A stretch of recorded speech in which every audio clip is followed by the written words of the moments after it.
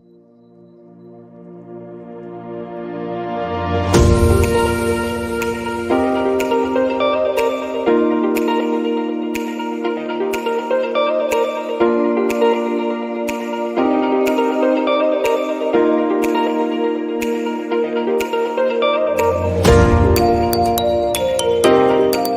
régie publique, c'est le choix que fait une collectivité d'investir en propre dans ses centrales photovoltaïques. C'est-à-dire au lieu de laisser la place à un tiers, elle souhaite investir avec ses propres deniers pour développer ses projets de centrales photovoltaïques.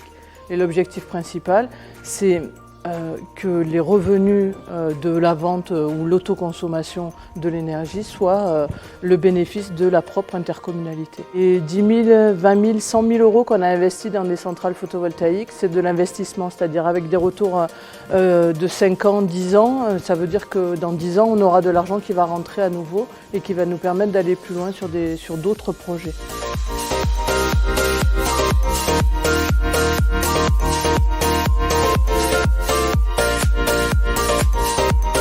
Intéressant aussi, c'est que qui dit régie dit budget annexe. Budget annexe, ça veut dire isoler financièrement toutes les opérations du reste du budget principal, et du coup les projets photovoltaïques, ils n'étaient pas en concurrence avec les autres projets de la collectivité. Donc ça, c'était une véritable garantie pour qu'on puisse aller plus loin sur le photovoltaïque et qu'à chaque fois qu'on fait un projet, on ne se pose pas la question « Ah oui, mais si on fait du photovoltaïque, on fera pas ci, on fera pas ça pour la collectivité ». Donc ça, c'est aussi un choix fort.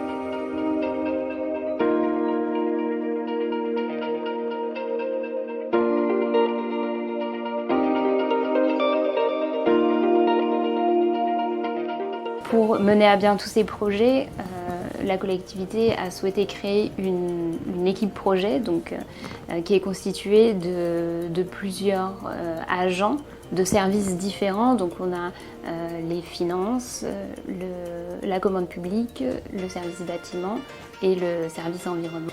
Donc ça permet en fait d'avoir une équipe avec toutes les compétences qui sont requises et avoir des points de vue différents aussi sur les projets, et ça évite beaucoup d'écueils.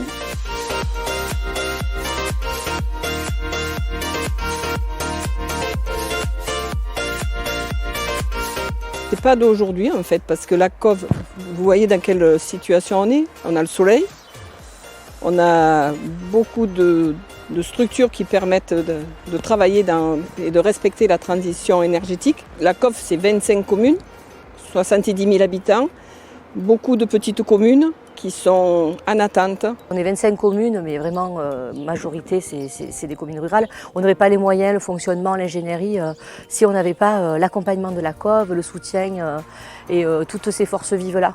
On est tous un peu les petits colibris, voilà, chacun fait à sa manière, mais en tout cas mené par la structure et par l'interco, on est beaucoup plus grand et du coup ça résonne beaucoup plus et ça rayonne sur tout le territoire des 25 communes.